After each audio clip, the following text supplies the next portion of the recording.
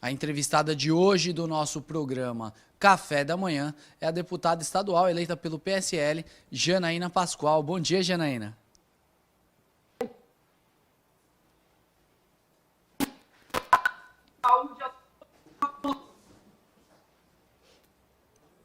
Bom dia. Deputada, eu queria começar, você foi a autora do pedido de impeachment da ex-presidente Dilma Rousseff do PT, depois de 13 anos de governo do PT, graças ao seu pedido, chegou ao fim, talvez, a onda mais devastadora que o mundo já viu de corrupção. A gente viu o escândalo do Mensalão, o escândalo do Petrolão, uma série de escândalos que dizimaram a economia do país, acabaram com a autoestima do brasileiro. E graças a Deus, e a um pedido seu e do Miguel Reale Júnior, chegou ao fim o governo mais corrupto que o planeta já viu, uma organização criminosa, mesmo que tomou conta do país. Agora eu queria traçar um paralelo, deputada, entre o que aconteceu lá atrás, né, pelo ponto da justiça em si, como que a justiça se portou, você que é uma jurista de primeira linha, uma das melhores talvez que a gente tem aqui no Brasil, como que você enxerga a atuação hoje do STF no ponto da democracia e do Estado democrático de direito, com essas ações, ao meu ver, eu vou colocar minha opinião pessoal agora, autoritárias contra alguns jornalistas que até hoje não tiveram, a nível mundial e por ordem do STF, as suas redes sociais caçadas, alguns presos, né, o Oswaldo Eustáquio ficou preso por um bom período, e a gente viu aí o Alexandre Baldi solto em menos de 2 dias por um ministro do STF. Como que você está enxergando a atuação do STF hoje no Brasil? Bom, primeiro eu só queria fazer um registro por uma questão de justiça, né?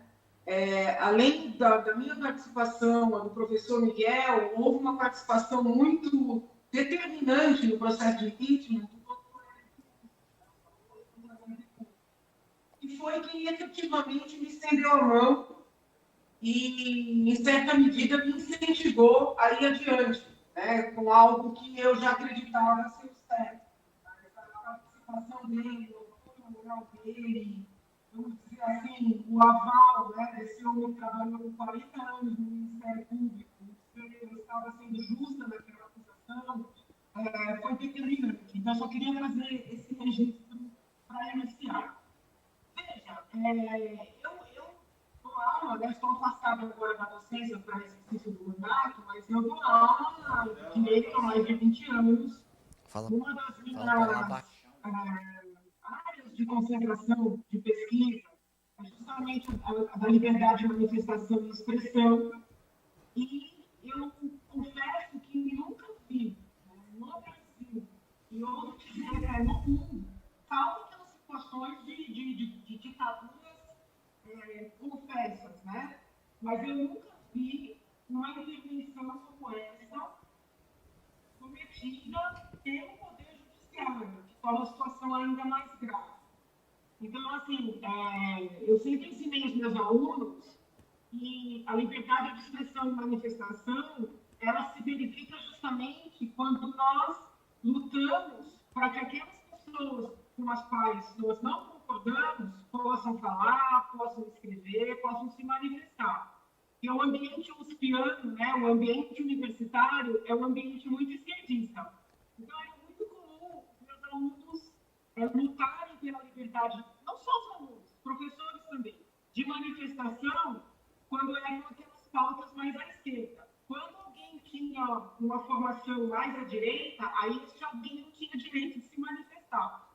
E eu sempre lidei com eles, né? Fiz trocas de agentes para que eles pudessem refletir como essa escolha de quem pode e quem não pode falar é injusta.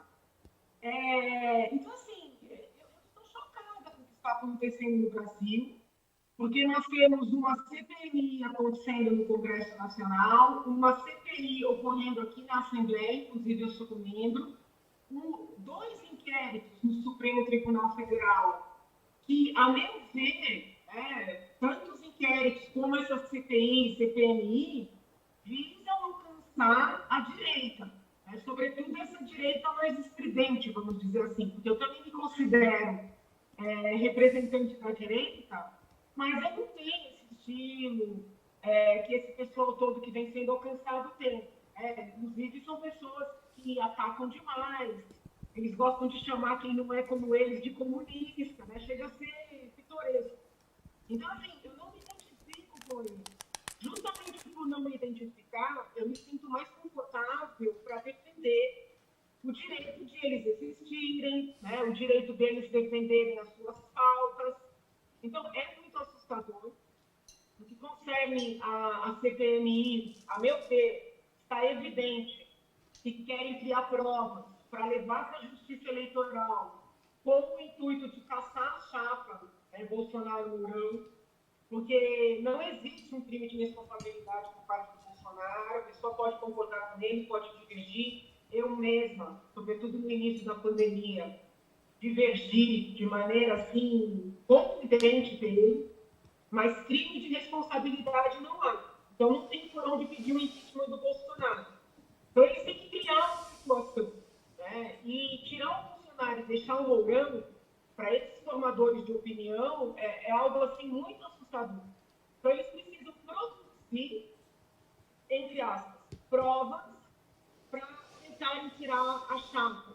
Né? Então, assim, esse movimento, para mim, está muito claro, entendeu? O que torna a situação mais gritante é o fato de estar acontecendo no âmbito do poder judiciário. Né? Com isso, Weber, eu não estou dizendo que eu acho bonito, né, o modo dessas pessoas se comunicarem, a maneira agressiva com que elas se manifestam. Não é nada disso. Tá? Entendo, inclusive, e falei isso muito antes dessa situação toda se verificar, que esses estridentes prejudicam muito o presidente. Mas prejudicam demais. O nosso ordenamento jurídico já tem maneiras de punir os excessos, né? Calúnia, difamação, a gente não precisa criar. Do ponto de vista do autoritarismo, eu concordo plenamente, tá? A tua leitura é também a minha. Mas eu acho importante usar esse espaço também para, aí não só do ponto de vista de intervenção jurídica, mas um diálogo ético, né?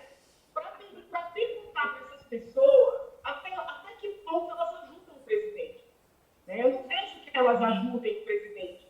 Porque são pessoas muito agressivas, são pessoas assim, que não conseguem lidar com 5% de divergência. O simples fato de terem ido na porta do ministro Alexandre de Moraes, que acabou desencadeando isso tudo, chamar o ministro de comunista, e assim, o ministro Alexandre, da USP, era extrema-direita, entendeu? Era assim, eu era direita e ele era extrema-direita.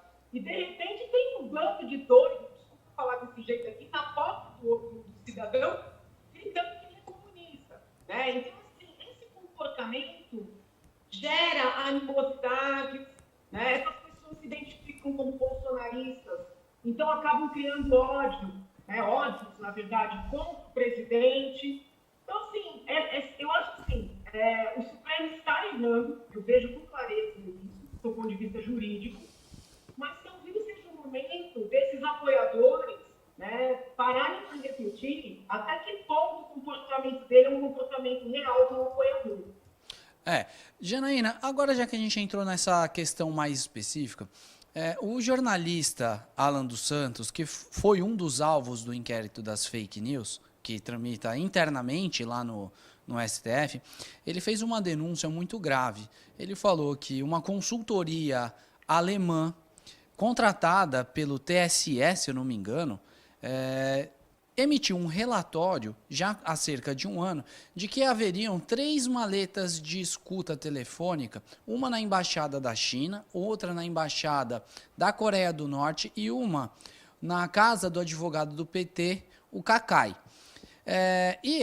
O TSE ou o STF, eu não vou cravar qual dos dois que contratou, que recebeu esse relatório, segundo Alan dos Santos, não informou ao presidente da República, o que, em tese, segundo a construção do Alan dos Santos, indica, na palavra dele, um conluio para derrubar o Bolsonaro.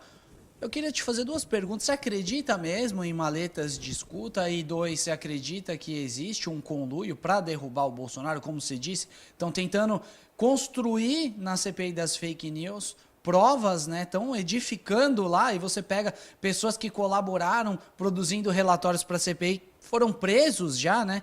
Inclusive gente ligada ao MBL. Você acredita mesmo que existem as maletas e que existe um conluio? Veja, vamos separar, tá? Tá, vamos lá. Que existe um desejo de criar provas, né? Uma suposta fraude da eleição, né? É muito interessante, como eu estou vivenciando a CPI aqui na Assembleia, quando os meus colegas do PT e do PSOL se manifestam, eles forçam uma situação para querer passar a sensação de que o Bolsonaro foi eleito com base em mentiras, tá? Então, estamos fazendo tudo para tentar construir essa narrativa.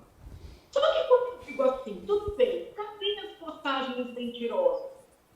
Cadê o corpo de delito? Né? Porque assim, a gente não pode simplesmente dizer, olha, ele fez disparos em massa de mentiras e por isso foi eleito. Se houve disparos em massa, eu tenho que ter o material disparado. Ninguém apresenta esse material. Chega a ser ridículo. Eu falo, tudo bem, apresenta o material.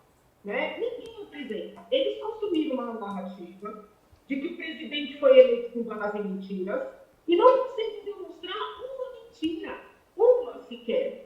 Tanto é que a testemunha Hans Riverhill, que foi enrolada na CPMI em Brasília pelo deputado federal Rui Falcão, quando perguntado se a empresa para a qual ele trabalhava tinha feito disparos em massa para o Bolsonaro, respondeu não, o Bolsonaro não, mas tem para o PT e tem para o senhor. Tanto é que tentar parar a audiência quando isso aconteceu.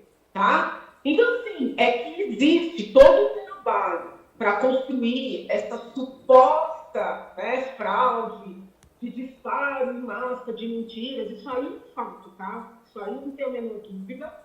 Eles não se conformam com o fato do povo brasileiro ter escolhido um presidente de direita. Eles precisam arrumar uma desculpa para eles mesmos. Eles não aceitam que o Brasil não suportava mais e não suporta mais, né, a hipocrisia esquerdista e o autoritarismo esquerdista. Porque o comportamento autoritário é uma marca da esquerda. Né? Tanto é que não houve governos de esquerda propriamente democráticos. São sempre ditaduras. Então, eles não suportam isso. Eles têm criado esse factoide. Primeiro, para se justificar e depois para tentar influenciar a justiça eleitoral. Isso é fato, tá? Não tem a menor dúvida disso. Agora, a história das maletas, né, eu já acho que é um pouco fantasia, entendeu? Mas aí, eu não vi o tal relatório, seria importante o rapaz que está levantando essa tese apresentar esse relatório, apresentar mais elementos, entendeu? Eu realmente, assim, da maneira como a situação foi narrada, teve esse estilo, né, do próprio Lauro, das pessoas ali que dialogam com ele, eu particularmente não acredito. Não posso afirmar que não exista, mas eu, por hora, né, o que foi apresentado, eu não acredito. Deputada Elzaida, tudo bem, deputada? Tudo, senhor. Tudo bem. Deputada, voltando ainda na questão do impeachment da Dilma, eu lembro que na ocasião o Eduardo Cunha era o presidente da Câmara e estava negociando com o PT o apoio dos votos dos deputados do PT no Conselho de Ética para que não se abrisse aquele processo. Não conseguiu essa negociação. Aí Eduardo Cunha abriu o processo de impeachment contra a Dilma, que culminou com a cassação da Dilma, a cassação meio esdrúxula, né? Porque ela permaneceu com os direitos políticos dados pelo Lewandowski. Todo mundo conhece o Lewandowski, amigo lá de São Bernardo do Campo, lá do Swiss Park, lá, aquelas coisas todas que a deputada conhece, que eu conheço também muito bem. Aí cassaram o Lewandowski, depois da cassação da Dilma, pediu o afastamento do Eduardo Cunha da Câmara dos Deputados, aí foi de rolo, aí Já foi aquele rolo compressor, Eduardo Cunha ficou preso aí um tempão por conta lá daquele escândalo do Petrolão, no Mensalão, todas aquelas coisas que a deputada conhece. Hoje parece que não terminou essa orquestração. A quinta turma do STF está aí julgando a questão dos processos do Lula, certo? Está julgando a questão dos processos do Lula. Coincidentemente, já aceitaram a interposição dos advogados para rever algumas atitudes do ministro Moro. E aí, nesse julgamento, a ministra Carmen Lúcia e o Celso de Mello estavam em Brasília, mas impossibilitados de votar, mesmo que online, né? Mas estava em Brasília. Aí votou Lewandowski, defensor do Lula, Gilmar Mendes, todo mundo conhece, e o Fachin contrário. Volta de novo esse tema agora do processo que o Lula foi condenado, primeiro no triplex do Guarujá. Eu queria que você fizesse uma análise disso aí, deputada. Então, veja, que Brasília funciona, né, na base do acordo, ou o que eu, na época do impeachment, chamava de acordão, isso é fato. Tanto é que as pessoas que forem justas vão lembrar que, apesar de toda a pressão que eu sofri para retirar da denúncia, e o próprio Eduardo Cunha retirou no final, a narração, né, dos crimes do Petrolão, as pessoas justas vão lembrar. Apesar de toda a pressão, eu fazia questão, em todos os meus pronunciamentos, de lembrar que os crimes da presidente do PT eram pedaladas, decretos e os desvios bilionários do Petrolão, inclusive para as ditaduras amigas, os empréstimos por via de BNDES. Mas o povo de Brasília não gostava quando eu falava isso. Porque, a bem da verdade, Petrolão, BNDES, não envolviam apenas o PT, né? Havia MDB, havia PSDB. Então, eu era muito indigesta em Brasília. E a vida ali foi muito difícil. Quando as ameaças chegavam, às vezes eu tinha até dúvidas de onde é que elas vinham, porque eu não cedia a nenhum tipo de pressão. Então, assim, que existe um desejo ali, coletivo, de começar a anular tudo que pudesse ser anulado, né? Porque aí livra petista, livra PSDBista, livra MDBista, livra Flávio Bolsonaro, né? Então a gente tem que ter aqui clareza do que está acontecendo. Temos um agravante nesse momento, porque infelizmente o presidente Jair Bolsonaro e o ex-ministro Moro não se deram bem, né? Eu tenho muito respeito por ambos, gosto de ambos, reconheço o valor, né, dos dois para esse momento de transição que a gente está passando, mas, infelizmente, talvez por serem duas pessoas, né, de personalidades muito fortes, eles não se deram bem. E os bolsonaristas passaram a enxergar no ex-ministro Moro um inimigo, que já estão pensando em 22, porque estão inconformados que o ministro saiu, deu aquela coletiva e tal. Não conseguem enxergar que, ao atacar o ministro Moro, na verdade, não estão protegendo o Bolsonaro, estão fortalecendo o PT, todos os outros políticos de outras siglas que se envolveram nesses escândalos, né?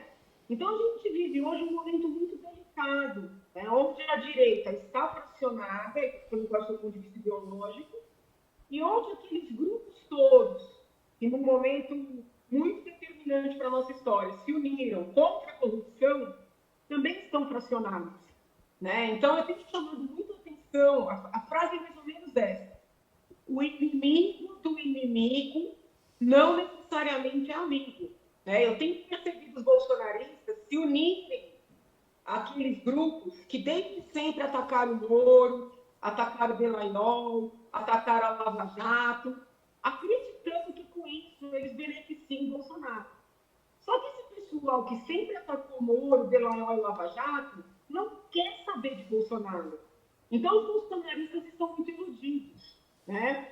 Hoje, na situação nossa, nós corremos risco de termos aí uma série de anulações, de condenações corretas, condenações justas, é importante que se diga, certo, porque as pessoas que apoiaram Bolsonaro chegar ao poder não estão enxergando o que está acontecendo. Então, por exemplo, esse movimento do Procurador-Geral da República, né, de questionar tanto o trabalho da Lava Jato, atacar tanto a Lava Jato, não é possível que os bolsonaristas não percebam que isso é estranho, né? E a imprensa, que é muito inteligente, que é dominada pela esquerda, não tarda em construir a ficção, que é ficção, de que o Procurador-Geral da República, ao fazer isso, está protegendo o Bolsonaro. Não está. Né? O Bolsonaro nunca teve nenhum envolvimento com a Lava Jato. Quando o Procurador-Geral da República persegue a Lava Jato, ele está favorecendo, ou pelo, não digo que ele esteja querendo fazer isso, mas o movimento dele favorece PT, PSDB, né? MDB, DEM, PL, PP, ou seja, todas aquelas siglas que foram alcançadas pelo Lava Jato. O Bolsonaro não tem nada a ver com isso. Né? Então, assim, a gente tem que começar a aprender a olhar para além do que está mais fácil, para além das narrativas que são construídas pela grande imprensa. Agora, deputada, nesse ponto da Lava Jato você tocou numa coisa que me contraria um pouco. O Ministério Público ele é uma unidade institucional, então não existe uma subordinação de procuradores, né? É uma distribuição meramente administrativa. Procurador-Geral da República, ele cuida do Ministério Público como instituição, mas não manda nos outros procuradores, eles têm a autonomia funcional deles. Nesse ponto da Lava Jato, a única coisa que me causa estranheza pode ser uma grande coincidência de casos, né? Foi só o Sérgio Moro, em tese, se afastar, que começaram a cair figuras importantes do PSDB, na Lava Jato, começaram a ser presas, sofrer a persecução penal, assim como os membros do PT sofreram. Agora, a questão do compartilhamento dos dados, você não acha que seria um ponto importante, até para que se fortaleça a Lava Jato? Afinal, só a Lava Jato, se eu não me engano, tem 40 teras de informação, que é maior do que o arquivo da própria Procuradoria-Geral da República. Compartilhar esses dados não reforçaria o trabalho do Ministério Público Federal como instituição, permitindo que mais procuradores tivessem acesso e pudessem iniciar persecuções penais ali, a partir daquelas informações que estão retidas só com os procuradores de Curitiba? Vamos lá. A primeira parte da tua fala, né? Esse discurso de que o Moro perseguia o PT e protegia o PSDB é um discurso petista. Então, assim, os bolsonaristas incomodados, né, com a postura do Moro, passaram a bradar o discurso petista. Então, assim, essa primeira parte da tua fala vem corroborar o que eu disse. Os bolsonaristas não estão percebendo, mas eles estão fortalecendo o PT. Né? Não consigo ver dessa forma. O ministro tinha e tem uma postura institucional de distanciamento, de deixar a polícia trabalhar, de não intervir. Com relação ao PSDB, né, já antes lá atrás, Aécio foi alcançado, só não foi preso e afastado porque ele tinha prerrogativa de foro, então não foi culpa do Moro. Houve o Mensalão Mineiro, aquele senhor, se não me engano, Azevedo, chegou a ser preso, né, foi condenado, nem sei se ele está, não tenho certeza absoluta. Então, assim, esse discurso de que Moro perseguiu o PT é o discurso desde sempre entoado pelos petistas, os mesmos que me chamam de golpista, entendeu? Então, assim, eu reconheço no trabalho do Moro uma qualidade ímpar, uma importância histórica ímpar, e penso que os bolsonaristas estão com uma visão muito curta por estarem, vamos dizer assim, descontentes com a postura dele, se abraçando com o petismo. Tá? Então, esse é o primeiro ponto. Com relação à unidade ministerial e, eventualmente, compartilhamento de provas, eu não acho que o procurador esteja equivocado por querer ter acesso a algum material, por querer, vamos dizer assim, fomentar as investigações. Só que o discurso dele não é esse. Em nenhum momento ele vem a público e diz assim, olha, como tem muito material, a gente vai acessar para distribuir, para, vamos dizer assim, fortalecer a guerra à corrupção. Não é isso. Toda hora ele fala.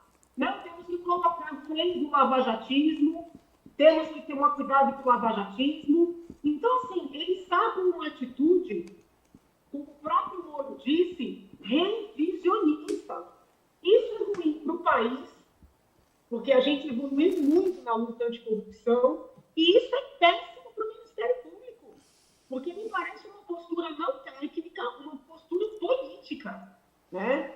Então, assim, eu respeito, né, a sua visão, eu sei que muitas pessoas compartilham da sua visão, mas não é a minha, de maneira nenhuma.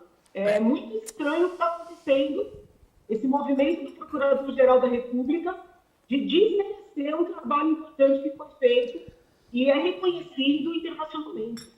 Nesse ponto não é minha visão, é uma linha de raciocínio. Eu acho que a Lava Jato fez um serviço fenomenal para o país, mas todos somos seres políticos, né? Vivemos numa democracia. O meu receio é que membros do Ministério Público, né, procuradores federais, até do Ministério Público Estadual, dos estados, militem, às vezes, aí é o meu receio pessoal, militem politicamente. Mas, Janaína, o nosso programa ele é transmitido em TV aberta de Caraguatatuba a Mongaguá. A gente sempre tem um carinho, uma participação muito grande da nossa audiência, que via de regra participa através do nosso WhatsApp. Põe na tela, Matheus, 013 99 666 1000. A gente tem bastante participação aqui. Eu vou trazer algumas, Janaína, que tem muita gente que pergunta o momento, né, que a nossa audiência tem de ter contato com figuras importantes para o país, assim como você. Vamos lá, Matheus? Essa é a dona Edith Brito. Ela mandou uma fotinho dela do Indaiá. Forte abraço, Zaidan, Beto, e bom trabalho para Janaína Pascoal. Obrigada, dona Edith. Saúde para a senhora, sua família. Aí tem uma pergunta do Robson Carneiro aqui. Ele fala, bom dia, Beto Zaidan, TV Cultura, Sistema Costa Norte. Bom dia, deputada. Ele pergunta o seguinte, governadores podem negociar patrimônios do Estado sem a autorização, arbitrariamente? Obrigado pela resposta. Robson, como a pergunta veio muito genérica, né, a minha resposta tem que ser não. Mas eu não sei exatamente do que é que você está tratando, entendeu? Então, por exemplo, houve lá na Assembleia uma série de projetos que foram debatidos, aprimorados e votados, autorizando o governador a conceder alguns equipamentos públicos, como o zoológico, o Instituto Butantan, entendeu? Então, ele precisou ali de autorização. Tem toda a discussão com relação aos presídios, tá? Que o governador está interpretando que, com base na Lei Geral de PPAs, né, de parcerias PPP, parceria público-privado, ele poderia também conceder os presídios. Eu, particularmente, tenho uma visão mais restritiva. Tá? Eu entendo que teria que vir um projeto de lei específico. Então, eu não sei exatamente o que ensejou a sua pergunta. Então, como uma pergunta muito geral, eu vou dar uma resposta, né, mais geral. Não pode. Tá? Precisa de autorização do Legislativo, se não tem que ter sido em algum momento autorizado por uma lei. Tá? O patrimônio não é do governador, é da população. Depois, não tá. Vamos lá, seguindo as participações. O João da Gaviões da Fiel, ele... É nóis! Bom dia, Beto. Forte abraço para essa grande referência da política. Deus abençoe a deputada. Perdendo ou ganhando, somos sempre Corinthians. Eu também. Verdade. Ontem eu não estou entrando na casa dos meus pais por causa da Covid, né? Mas eu fui na porta para dar Feliz Dia dos Pais, e eu fui com a máscara do Corinthians. E ele falou, como é que você vem com essa máscara aqui e não traz uma para mim? Então eu tô para providenciar uma máscara do Corinthians pro meu pai. Corintiana roxa. Tá certo, infelizmente perdemos 4 corintianos, o João, você, eu e o Zaidan, tomamos um sacode do Palmeiras, mas vamos lá. Arthur Formiga, da Ponta da Praia, ele pergunta, individualmente, Janaína, ele faz uma pergunta sobre as candidaturas.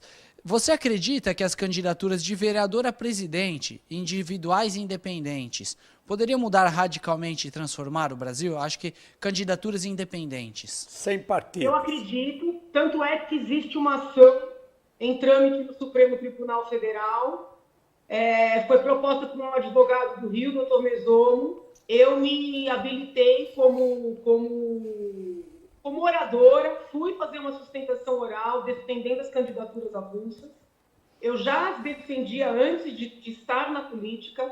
Estando na política, defendo com mais ardor, porque a gente vê que muitas vezes tem bons quadros, pessoas honestas, trabalhadoras, que querem concorrer, e aí o dono do partido ou a dona do partido não tem uma legenda para a pessoa. Tem algo mais horrível que acontece ainda, né?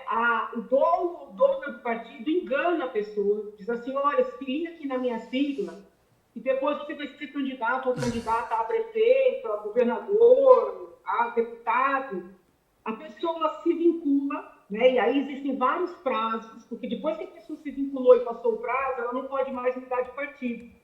E quando chega na hora de apresentar a candidatura, esse dona de partido não dá legenda, né? Então, assim, tem muita coisa errada. Existe venda de legenda, venda de partido que se vende para não concorrer, entendeu? Então, se a gente tivesse a possibilidade das candidaturas independentes, eu não digo que tem que acabar com os partidos, mas essa safadeza eu acho que diminuiria, porque eles perderiam esse poder, entendeu? Se um bom candidato quer tentar, mesmo sem recursos, sem tempo de TV, ele não se submete a um partido, o partido ou os partidos vão pensar 3 vezes antes de trair alguém, antes de se venderem, sabe? Então tem muita coisa errada que, a meu ver, as candidaturas independentes corrigiriam. Deputada, você falou em partido aí, e a gente vê que os partidos têm esse bolo milionário aí de fundo partidário, depois tem um fundo eleitoral, né? Vou falar no fundo partidário. Acho que é o PEN, ex-PEN, agora Patriota, gastou mais de R$500 mil do fundo partidário em aquisição de veículos de luxo. Como é que você vê isso daí, deputada? Olha, meu amigo, eu realmente tenho uma posição muito firme, tá, nesse sentido. Eu entendo que tem que acabar com esse fundo partidário, acabar com o fundo eleitoral. Dá para fazer campanha com pouco dinheiro, né? Eu fiz a minha campanha inteira com os meus recursos. Eu acredito que as pessoas inflem muito os gastos para poder justificar pegar mais dinheiro do fundo.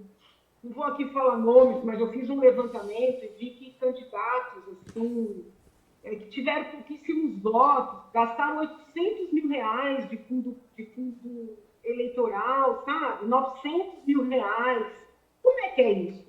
Que diabo de campanha é essa para gastar tanto dinheiro?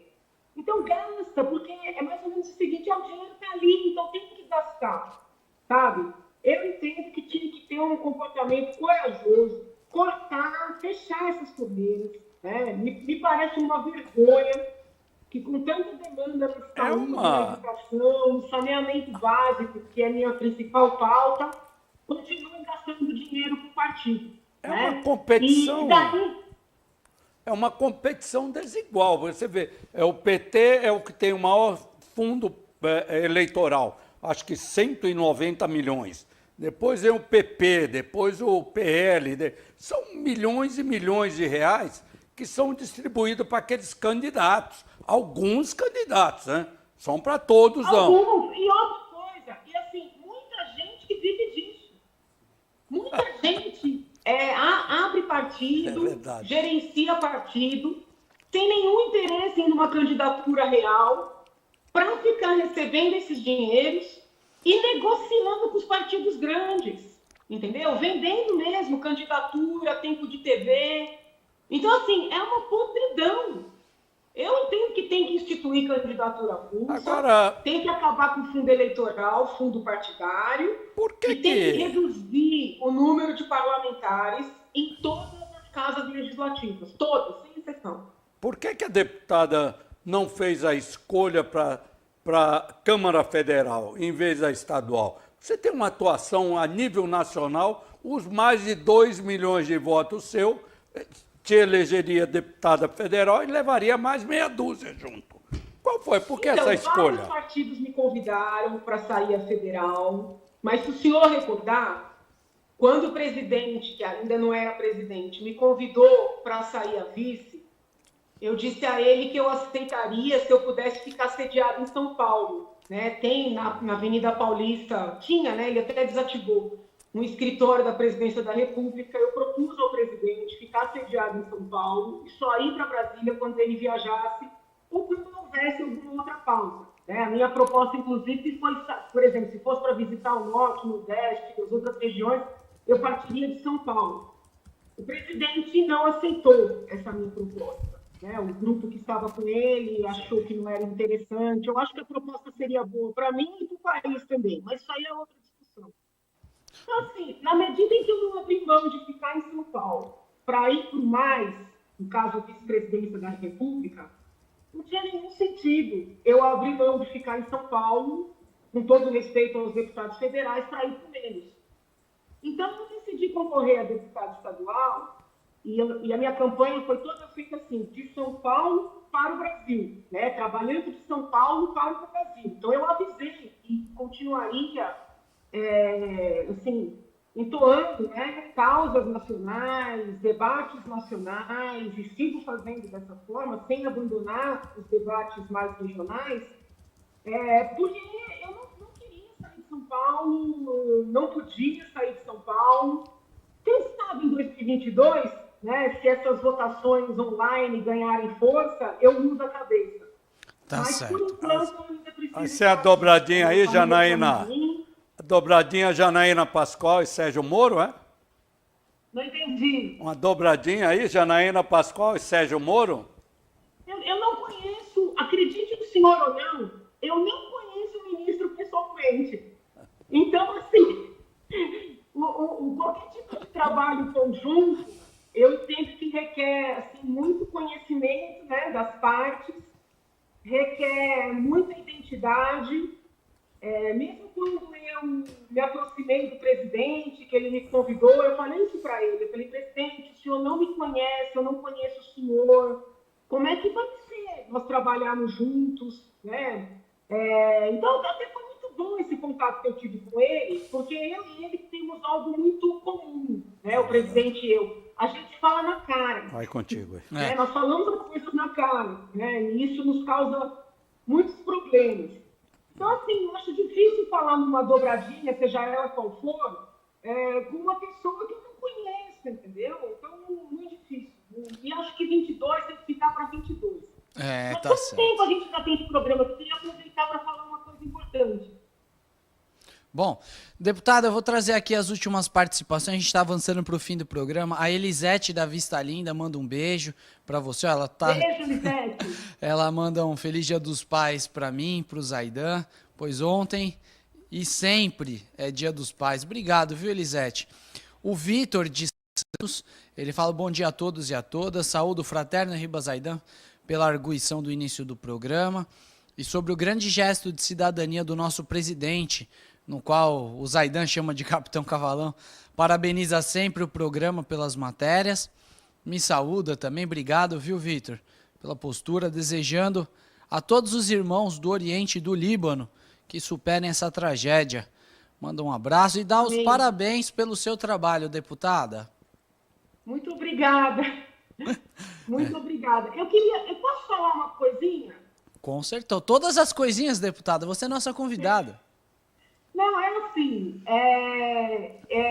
as pessoas têm politizado muito essa questão, mas o que eu vou falar não tem nada a ver com política, não tem nada a ver com ser pró-Bolsonaro, contra Bolsonaro, pró-Dória, contra Dória, pró sei lá o quê. Eu fui uma das primeiras doentes de Covid, né, no Brasil. E, além de ter adoecido, eu dei aula de bioética por muitos anos na USP, então sempre estudei muito, né, textos acadêmicos na área da medicina. E na condição de deputada estadual, eu estou acompanhando o que está acontecendo nas pontas, em contato com médicos, do sistema público, do sistema privado. Então, assim, o que eu queria pedir, né, para que nós deixemos política de lado e que aquelas pessoas, né, que estejam com sintomas de Covid, qual é o sintoma mais característico? Perda do olfato e paladar. Tá? Porque febre, várias doenças dão. Tosse, várias doenças dão. Né?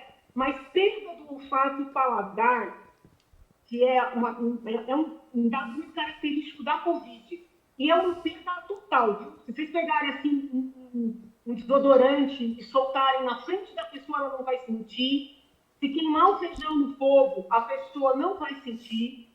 Então, assim, quem estiver com os sintomas da Covid, sobretudo perda do olfato e do paladar, eu peço encarecidamente, não espere o quadro agravar em casa, tá? Procure imediatamente um serviço de saúde, um hospital, peça para fazer uma tomografia para verificar a condição do pulmão, tá?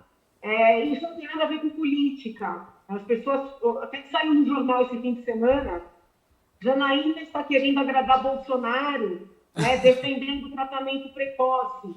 O presidente me conhece, sabe que eu nunca vou falar algo que eu não acredito para agradar ou desagradar quem quer que seja.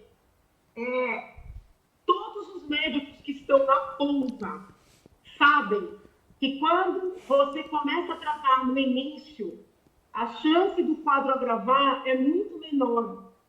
Todas as pesquisas acadêmicas mostram que as pessoas que chegam a ser intubadas têm menos chance de sobrevivência. Então, é muito importante, perder o olfato paladar, tá com aquela tossinha, procura o sistema de saúde, tá? Procura e pede para fazer uma tomografia, porque muitas vezes, quando começam esses sintomas, já tem um pouquinho do pulmão comprometido. Se o médico prescreve medicamento, você consegue, pelo menos, tentar segurar o desenvolvimento da doença, tá? Eu não estou falando necessariamente de cloroquina ou hidroxicloroquina, tá? Não tenho nada contra nem a favor. Estou falando da necessidade de tratar, tá? Então, assim, é um pedido que eu faço para a população.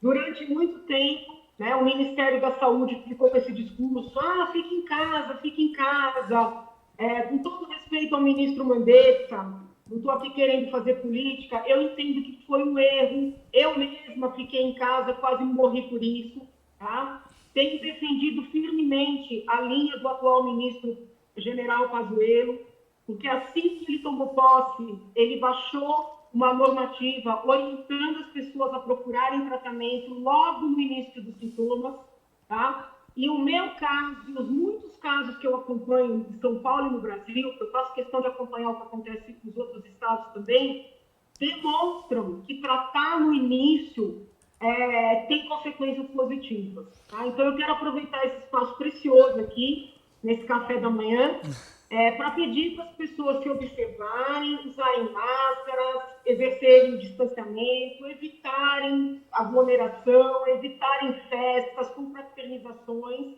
Tá? Eu mesma, na família, estou com 2 casos que houve confraternizações, eu até não fui, né? Mas pessoas se infectaram. Então, assim, não é para bobear, não é para baixar a guarda, tá? Então, tem que manter todo aquele cuidado que foi pegado no início, mas se os sintomas aparecerem, tem que correr para buscar tratamento. Tá? Então, era isso que eu tinha para falar e que eu considero muito importante. Tá certo, deputado. Eu vou agradecer aqui a dona Dalzira da Vista Linda, a Elisete também, o Arthur Formiga, a Márcia do Boqueirão, que mandou mensagem, Júlio de Souza Neto, bastante gente, o Zezinho. Eu passei a minha infância na cidade esse ano.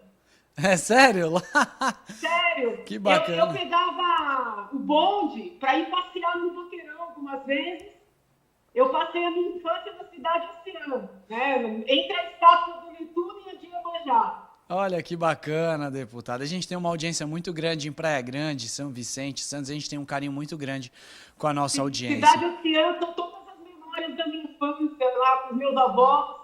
Então, tem muito amor, assim, muitas memórias positivas. Tá certo. Deputada, 1 hora é pouco para falar com você. Tem muito conteúdo, hein?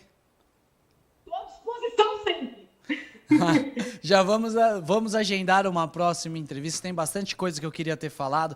Tem a questão, não vai dar tempo da gente entrar, que eu preciso entregar o horário.